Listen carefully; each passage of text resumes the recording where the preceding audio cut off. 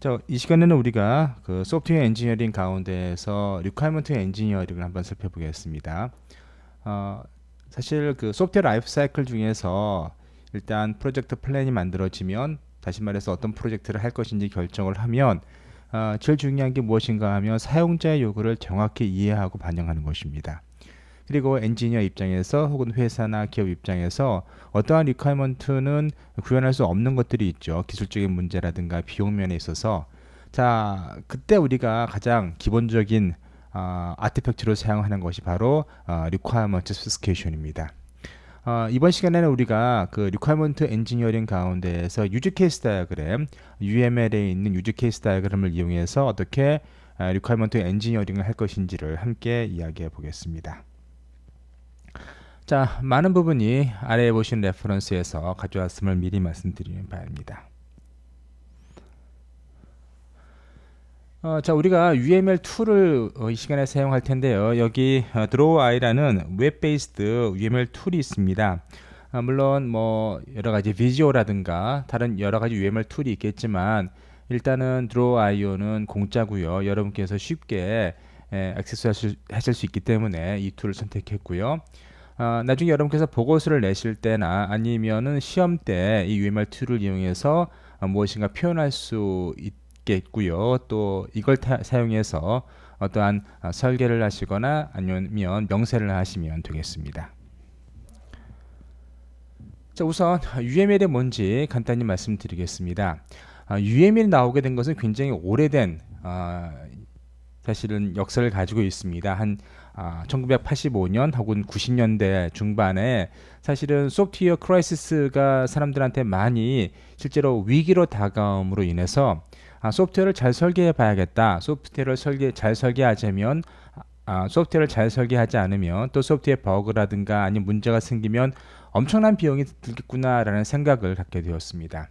그래서 1980년대 후반 혹은 90년대 초 그리고 2000년대 까지 사실 많은 사람들이 시스템이나 소프트웨어를 모델링해서, 그리고 그 모델에 기반해서 시스템과 소프트웨어를 이해하고 또 디자인을 하고 또 검증도 하고 또 그렇게 해서 이제 개발을 해야겠다는 어떤 붐이 일었는데요. 그때 나온 것이 바로 이 유니파이드 모델링 랭귀지입니다.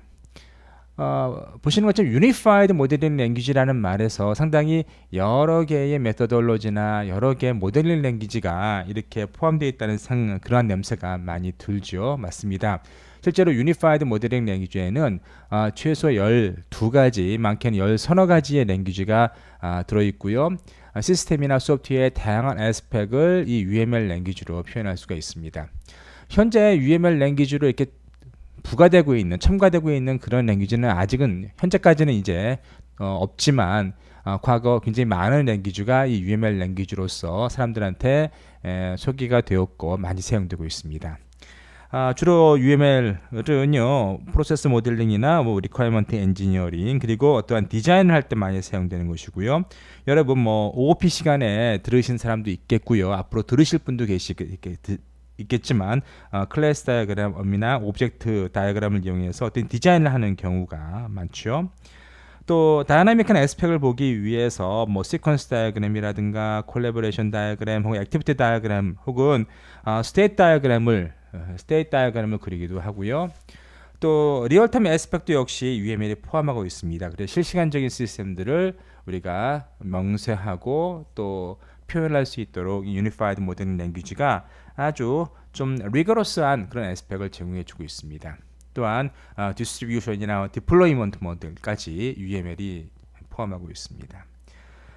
달리 말해서 UML은 사실은 소프트웨어의 전 과정을 다 이렇게 아우를 수 있는 그러한 에스펙을 가지고 있습니다. 그래서 그동안에 사람들이 많이 사용됐던 것이죠. 자, 그러면 UML이 어떠한 기능을 하는지 우선 지난 시간에 우리가 배운 소프트웨어 라이프 사이클을 한 번 더 리뷰해 보겠습니다. 소프트웨어 라이프 사이클은 이 슬라이드에서 보는 것처럼 어떠한 사이클을 이룬다는 것이죠. 이 사이클을 이루는 가운데 보시면 제일 처음 나온 부분이 플래닝 부분이 되겠습니다. 지난 시간에 설명드렸던 것처럼 유저 레벨에서 나는 이러한 시스템을 개발하고 싶다 혹은 이러한 시스템을 요구한다 라고 주어지겠고요. 그럼 이제 회사나 아니면 어떤 조직 내에서는 프로젝트 플랜이라는 것을 세우죠.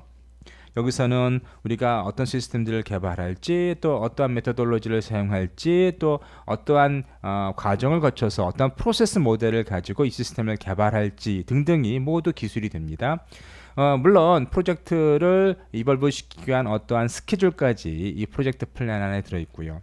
사실 전 과정에 걸쳐서 프로젝트 플랜이 가장 핵심적인 역할이자 중요한 역할을 하게 됩니다. 이때 시스템, 그러니까 프로세스 전체에 대한 어떤 토대가 이 프로젝트 플랜에 담기게 됩니다. 그 다음에 이제 어널리시스를 하겠죠. 이때 주로 어널리시스는 리퀘어먼트에 기반합니다. 펑셔널 리퀘어먼트가 있을 수 있겠고요. 또는 non functional requirement도 이때 나올 수 있습니다. 보통 non functional requirement는 보통 품질과 관련이 있습니다. 어떠한 성능이라든가 속도라든가 아니면 어떠한 제품의 완성도, 릴라빌리티라든가 세이프티라든가 시큐리티와 같은 어떠한 그 품질과 관련된 것까지 여기 어널리시스에서 포함이 되어야 되고요. 물론 펑셔널 리퀘어먼트는 기본적으로 이제 사용자가 이 시스템이 요구하는 어떤 기능들을 얘기하는 것들이죠. 근데 이 기능들은 어느 정도 빨라야 된다, 어느 정도의 퀄리티를 가져야 된다, 어느 정도의 비용을 소모해야 된다가 사실 거의 이 어널리시스 부분에서 나와야 됩니다. 자, 그 다음에 이제 디자인 부분으로 들어가게 되는데, 디자인에서는 뭐 지난번에 설명드렸던 것처럼 디테일한 어떠한 스페시피케이션이 나오게 되는 것이죠. 그래서 디자인이 어널리시스를 만족시키면서 즉 베리파이 하면서 자, 시스템의 아키텍처라든가 여러가지 품질적인 요소, 그리고 시스템의 constraint 등등이 이때 거의 정해지게 됩니다. 또 아키텍처라든가 또 스트럭처라든가 모듈이라든가 아니면 시스템의 디컴포지션이 이때 일어나고요. 또 어떤 부분이 하드웨어를 개발할 것인지 어떤 부분이 소프트웨어를 개발할 것인지 이때 거의 결정이 됩니다. 자, 여기서 자세하게 기술이 돼야 되고요. 또 심지어 최근에는 다양한 기법을 통해서 디자인을 검증하죠. 그래서 작게 만들어 보기도 하고 프로토타이핑 해보기도 하고 다양한 모델링 툴이라든가 아니면 다양한 베리피케이션 툴로서 시스템을 모델링하고 검증합니다. 사실은 전 과정에 걸쳐서 가장 중요한 부분이 제가 생각하기에는 어널리시스하고 디자인이에요. 그래서 실제 많은 비용이 어디 들어가는가, 옛날에는 사실은 테스팅이 엄청나게 많이 들어갔습니다. 그래서 거의 이 부분이 앞부분이고 이 부분이 뒷부분이라면, 그래서 여기서 어널리시스가 만들어지고 그리고 디자인이 만들어지고 임플리멘테이션이 만들어지고 테스팅이라면 거의 테스팅에 굉장히 많은 비용이 소모가 되었습니다. 물론 지금도 이 그래프가 그렇게 낮아지진 않았습니다. 않았지만 어떤 그래프 모양이 나오는가 하면 이런 식의 그래프의 모양이 나옵니다. 그래서 실제로 리퀘어먼트 부분에 많은 비용이 소모되어 있기 때문에 테스팅 부분에서는 좀 낮아지는 그러한 양상이 벌어지고 있습니다. 그래서 이제 사람들이 어떻게 인식하기 시작했는가 하면 사실은 어널리시스에서 우리가 리퀘어먼트를 잘 이해해야겠다. 또 리퀘어먼트 내에서 어떤 오류를 가능하면 제거해야겠다. 또 디자인 내에서 많은 오류를 잡자라는 어떤 움직임들이 많이 일어났고요. 그래서 나온 것들이 뭐 ISO 26262와 같은 그런 표준들입니다. 거기에서는 어널리시스나 디자인을 굉장히 리거러스하게 할 것을 요구하고 있고요. 또 인티그리티 레벨, 다시 말해서 시스템의 어떤 충성도, 충실도에 따라서 디자인이나 어널리시스의 리거러스니스를 이렇게 가늠하는, 이렇게 바꾸는 그러한 표준들이 많이 제기되고 있고요. 그 다음에 이제 나오는 것들이 임플리멘테이션이죠. 실제로 구현하는 것들이죠. 그래서 이때 구현할 때 작은 모듈끼리 이제 구현하게 되겠고요. 그 다음에 뭐 하는가 하면 다섯 번째 단계에서 모듈들을 이렇게 묶지요. 그래서 인티그레이션하고 시스템 단계에서 인티그레이션하고 그리고 실제로 하드웨어 시스템을 인티그레이션하고 시스템을 개발하게 됩니다. 그런데 각 단계에서 중요한 것은 뭔가 하면은 자, 여기서는 어떤 모듈과 관련되어 있는 테스트가 일어나죠. 그리고 인티그레이션 테스트가 더 일어나고요. 그 다음 시스템 테스트가 일어나고 그 다음 유저 억셉턴스 테스트, 인수 테스트가 여기서 일어나게 됩니다. 그 다음에 마지막으로 어떤 일이 벌어지는가 하면 이제 사용자가 이것을 사용하게 되겠고 중간에 어떤 여러 가지 결함이라든가 아니면 시큐리티 문제, 세이프티 문제로 인해서 시스템이 업그레이드 되거나 아니면 개선돼 이벌브 될 요지가 있으면 이때 메인터넌스 관점에서 계속 시스템이 이제 바뀌게 되는 것이죠. 이것이 우리 지난 시간에 배운 소프트웨어 라이프 사이클이고요. 여러분께서 어떤 소프트웨어를 개발하시던 그리고 어떤 시스템을 개발하시던 이 라이프 사이클은 꼭 기억해 두셔야만 합니다. 이것은 사람의 생명 주기처럼 소프트웨어의 생명 주기를 좌우하게 되겠고요. 각 단계별로 우리가 어떠한 충성도를 가지고 충실도를 가지고 잘 디자인하고 또 잘 충실하게 어떤 메토돌로지나 어떤 프린시플에 맞게 이 라이프 사이클을 잘 운영하느냐에 따라서 소프트웨어의 퀄리티라든가 값어치가 달라지게 됩니다. 자, 요 소프트웨어 라이프 사이클은 앞에서 보신 것을 좀 펼쳐놓은 형태이죠. 그래서 우리가 지난 시간에 설명드렸던 것은 예를 들면 설계 단계에서 요구 분석 단계에 있는 것들을 만족시킨다는 것을 배웠고요. 또 구현 단계에서 설계 단계를 만족시키게 된다. 그런 것들이 베리피케이션이라는 말을 드렸습니다. 그리고 주로 밸리데이션은 사용자 관점에서 또 사용자가 요구하는 어떤 기능적인 것 혹은 비기능적인 것을 만족시키는 것 혹은 확인하는 것 제대로 됐는지를 확인해 보는 거죠. 그런 걸 보통 테스팅 혹은 밸리데이션이라고 부릅니다. 보통 테스팅이 밸리데이션 안에 포함되어 있습니다. 밸리데이션 좀 큰 범위고요. 여기서는 주로 이제 시뮬레이션도 포함되겠죠. 테스팅과 시뮬레이션은 모두 어떤 시나리오 기반의 시스템을 검증하는 방법인데 테스팅은 기본적으로 제품이 나와야 합니다. 그리고 코드가 나오거나 아니면 시스템이 나와야만 할 수 있는 것들이고요. 시뮬레이션은 그렇지는 않습니다. 시뮬레이션은 어떠한 시뮬레이션 도구라든가 엔지니어링 도구를 통해서 가상으로 그리고 스태틱하게 시스템을 러닝해 볼 수 있는 그러한 것들을 얘기하는 겁니다. 그런데 테스팅이나 아니면 이 시뮬레이션 모두 어떠한 테스팅 벡터 혹은 시뮬레이션 벡터가 필요합니다. 시나리오가 필요하다는 것이죠. 따라서 이 시나리오가 완벽하지 않으면 혹은 완전하지 않으면 시스템이 항상 결함을 안고 갈 수밖에 없는 것이죠. 그런데 안타깝게도 세상에 있는 어떠한 시스템도 테스팅을 완벽하게 다시 말해서 100% 개런티를 할 수 없습니다. 그래서 사실은 많은 버그가 존재하는 것들이고 많은 사람들이 그 버그로 인해서 많은 손해를 입게 되는 것이죠.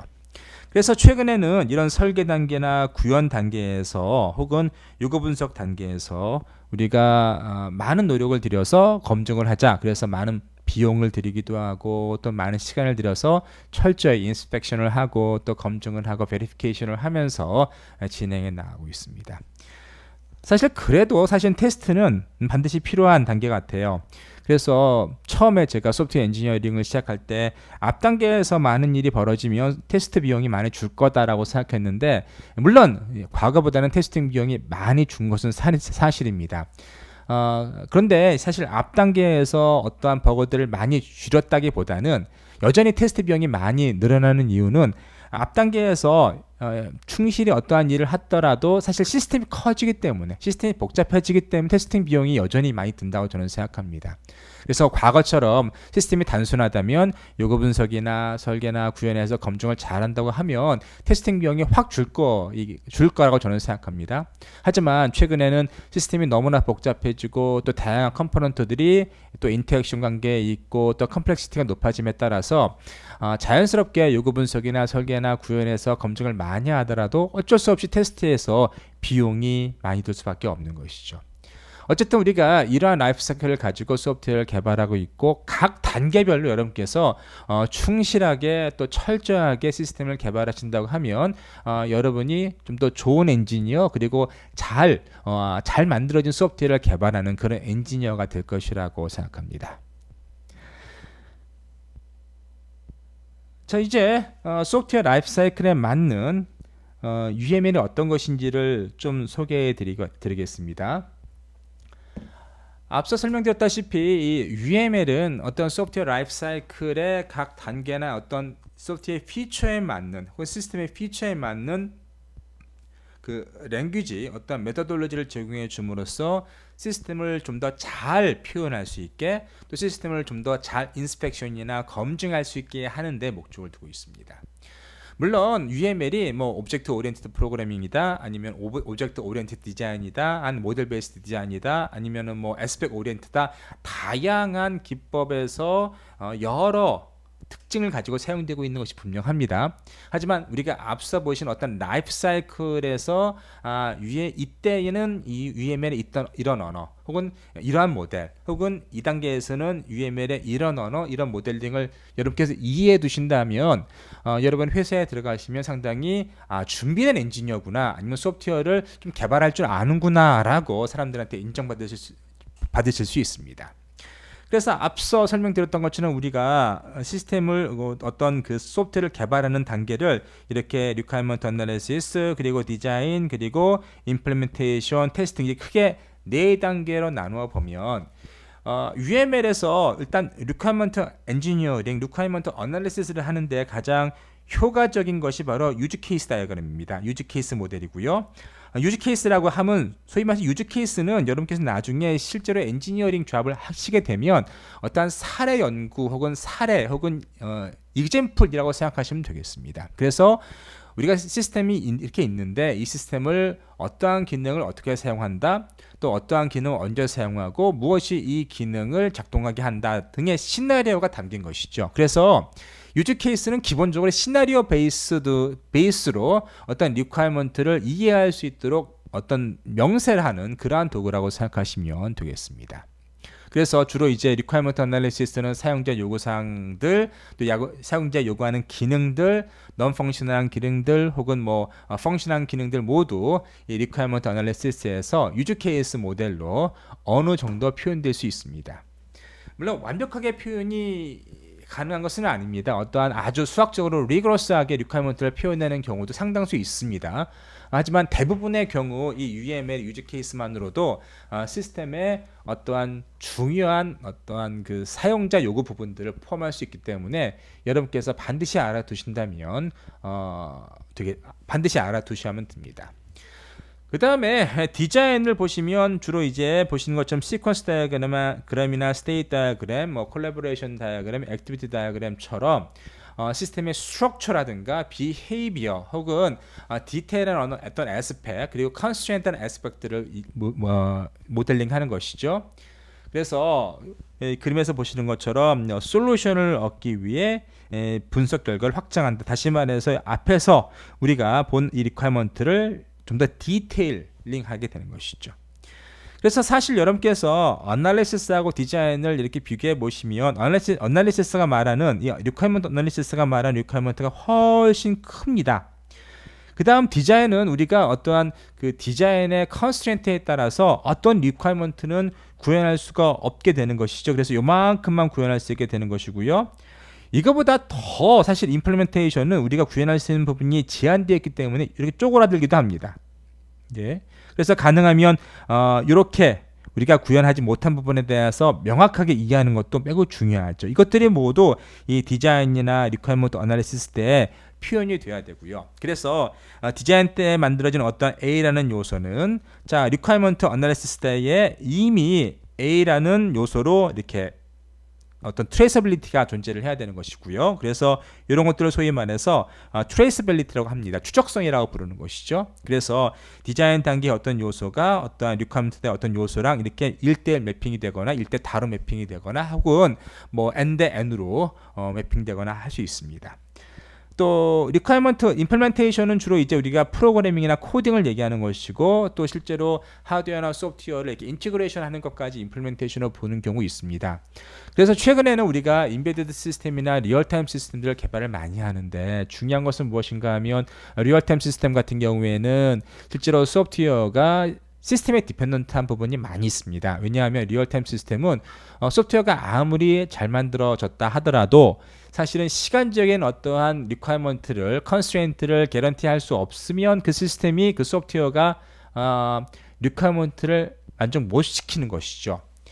그래서 우리가 그 최근에 많은 인베디드 소프트웨어나 아니면 자동차나 항공기나 아니면 메디컬 디바이스에 들어가는 소프트웨어는 어떠한 실제로 하드웨어를 놓고 주로 우리가 하드웨어 인 룹 혹은 소프트웨어 인 룹, 뭐 휴먼 인 룹 이렇게 부르면서 하드웨어 인 룹, 다시 말해서 하드웨어를 얹어놓고 소프트웨어를 테스팅합니다. 이것이 상당히 중요한 컨셉인데요. 나중에 이제 우리가 다음 시간에 뭐 휴먼 인 룹, 뭐 하드웨어 인 룹 등등을 얘기하면서 다시 한번 말씀드리겠습니다. 자, 이때도 역시 우리가 어떠한 모델을 사용해서 자, 시스템을 임플리멘테이션 하기도 하는데 대부분의 여기 임플리멘테이션은 모델에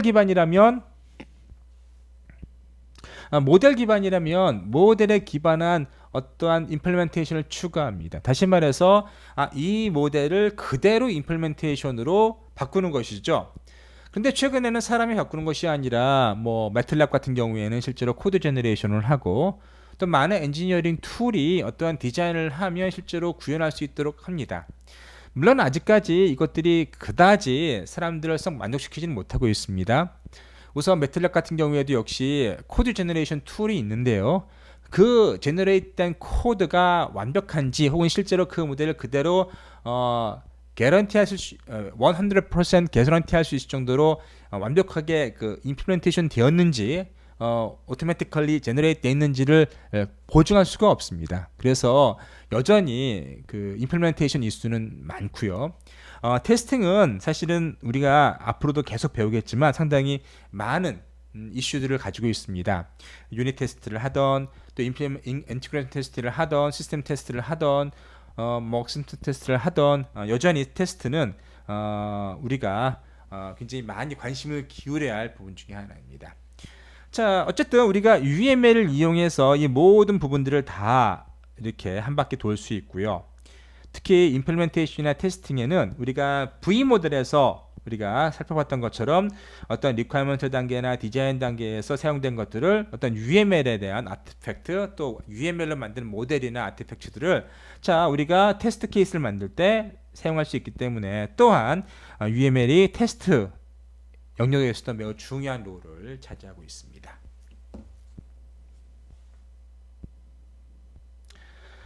자, 그래서 UML의 몇 가지 모델을 좀 보시면 다음과 같을 수 있습니다. 우선 클래스 다이어그램은 이렇게 어떠한 스트럭처 형태로 만들어져 있고요. 그래서 박스가 있고 박스 안에 어떤 메소드라든가 아니면 어떤 데이터들 그리고 인터페이스 등등이 담길 수 있고요.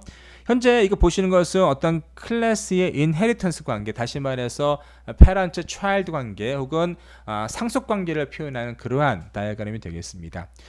기본적으로 클래스 다이어그램은 소프트웨어 재사용과 관련이 있습니다.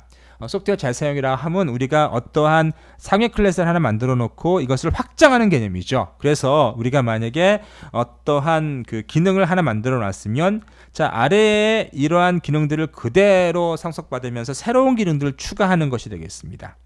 이를테면 과거에 휴대폰 모델이 하나 있으면 그 다음 버전은 휴대폰도 되고 또 음성통화도 되고 메시지 기능도 되고 또 인터넷도 되고 또 다른 모델은 그런 것들을 모두 포함하면서 카메라까지 있는 뭐 그런 식으로 생각할 수 있겠죠. 그런 것들이 바로 클래스 다이어그램 인헤리턴스의 개념입니다. 또 어떠한 그 시스템을 소프트웨어를 패키지별로 묶어 놓을 수 있도록 패키지별로 개발할 수 있도록 하는 것들이 패키지 다이어그램이고요. 또 시스템의 어떤 비헤이비어 그리고 특히 어떠한 컴포넌트 간의 액터 간의 어떠한 커뮤니케이션으로 비헤이비어를 어떤 시나리오 베이스드로 혹은 파셜하게 표현하는 것들이 바로 유즈 케이스 다이어그램, 그 시퀀스 다이어그램입니다. 그래서 시퀀스 다이어그램은 사실은 어떤 액터들이 있고요, 시스템에 어떠한 프로세스라든가 컴포넌트들이 있어요. 그리고 액터가 어떠한 스티뮬리 입력을 보내면 자, 이 컴포넌트가 어떠한 반응을 하고 또 누구랑 커뮤니케이션을 하고 이런 것들을 얘기하는 것들이죠. 그래서 기본적으로 시나리오 베이스드고요. 그리고 전체 시스템에 어떤 시나리오 베이스드이기 때문에 일부분만을 이렇게 표현할 수밖에 없습니다. 예, 그래서 어떤 인터랙션 관점에서 시스템의 행위를 묘사한 그러한 UML 랭귀지가 바로 시퀀스 다이어그램이고요. 그리고 오늘 배우시게 되는 것이 유즈 케이스 다이어그램인데 그것은 사용자 관점에서 혹은 엔지니어가 사용자의 요구사항을 보는 관점에서 사용자가 무엇을 요구하는지 또 어떤 기능을 요구하는지 또 어떠한 인터랙션이 필요한지 또 어떠한 유즈 케이스 간의 어떠한 포함 관계나 어떠한 확장 관계가 있는지 등등을 설명할 때 유즈 케이스를 사용하는 것이고요. 기본적으로 앞서 시퀀스 다이어그램은 어떤 인터랙션 관점에서 시나리오를 만들었다고 하면 여기는 어떤 펑션 관점에서 시나리오를 씁니다. 그래서 자, 어떤 액터가 있고요. 어떤 사용자가 있으면 이 어떤 유저 케이스 이 기능을 사용하는데 언제 어떻게 무엇을 위해서 어떠한 일을 하기 위해서 무엇을 만족시키기 위해서 일을 한다라고 좀 더 디테일하게 스페시를 하죠. 그런 스페시히 하는 것은 보통 자연어로 합니다. 어떤 그래픽하는 랭귀지로 하지 않고요.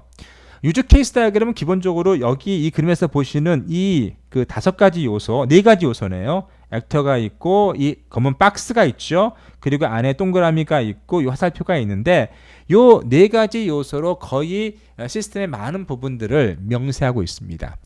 그런데 사실은 이렇게 단순한 노테이션을 사용하다 보니까 부족한 부분이 많겠죠. 그래서 뭘 해야 되는가 하면 각 유즈 케이스, 이걸 요 동그라미 유즈 케이스라고 부르는데 이 유즈 케이스 별로 뭐가 존재를 해야 되는가 하면 어떤 시나리오가 존재를 해야 돼요. 그래서 자, 이 유즈 케이스는 이 액터가 언제 무엇을 어떻게 해서 작동시켰으며 또 어떠한 요구 조건을 만족시켜야 하며 등등이 이제 따로 어떤 템플릿이나 어떠한 그 스페시피케이션 형태로 나오게 되겠습니다.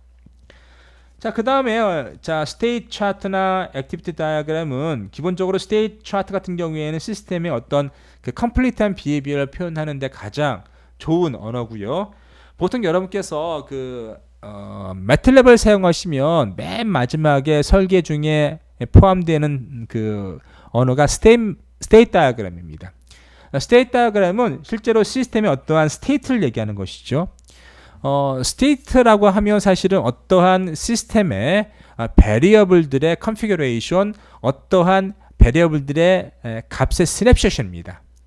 여러분께 그런 것들 자세히 말씀드리기는 좀 이렇게 이를 수 있겠지만 어떤 스테이트 다이어그램은 이 스테이트 차트 같은 경우에는 시스템을 스테이트별로 나누는 것이죠. 그래서 시스템이 어떤 스테이트에서 어떤 스테이트로 어떤 이벤트를 받아서 움직이고 또 그 이벤트를 받을 때 움직일 때는 어떤 액션을 취한다. 이런 것들이 스테이트 차트거든요. 스테이트 다이어그램이거든요. 그래서 기본적으로 스테이트 차트는 어떤 이벤트에 대한 리스폰스를 표현하면서 어떤 스테이트의 변이를 실시하면서 시스템의 행위를 모델링합니다. 그래서 최근에는요, 이 스테이트 차트나 아니면 스테이트 차트 다이어그램과 같은 어떠한 이 스테이트 베이스드 모델을 가지고 시스템을 아주 컴플리트하게 명세한 다음에 검증을 하고 또 검증 결과를 어떻게 하는가 하면 자동으로 코드를 제너레이션 합니다. 그래서 실제로 자동으로 제너레이트된 UML 중에 가장 잘 만들어진 것이 스테이트 차트라고 생각하시면 되겠습니다. 사실 여기 스테이트 차트라든가 시퀀스 다이어그램 혹은 액티비티 다이어그램은 모두 행위 모델입니다. 행위를 표현하는 모델이라는 얘기 되겠죠. 그런데 시퀀스 다이어그램은 상당히 파셜합니다. 시나리오 베이스이기 때문에 일부분의 행위만을 명세하지 전체 행위를 자세하게 명세하려면 많은 시퀀스 다이어그램이 필요합니다.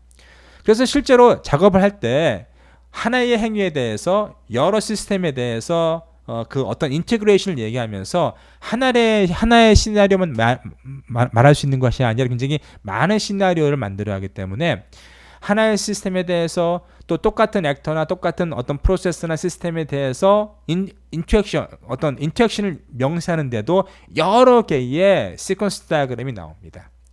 그래서 나중에 여러분께서 이제 숙제를 내실 때 보면 보통 우리가 스테이트 시퀀스 다이어그램을 제출하라 하는데 어떤 분들은 한 장만 떨렁 내시죠.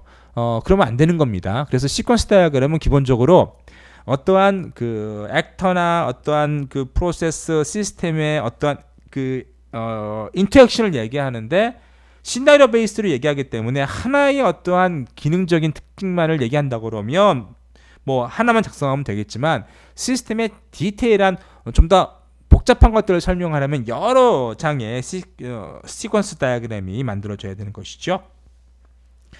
자, 그 다음에 이제 액티비티 다이어그램이 스테이트 차트처럼 아주 유사하게 어떠한 상황별로 자 어떻게 비헤이비어가 이발브 되는지를 표현하는 것입니다. 자, 이제 본격적으로 이제 유즈 케이스 모델링으로 우리가 이제 진입을 해보겠습니다.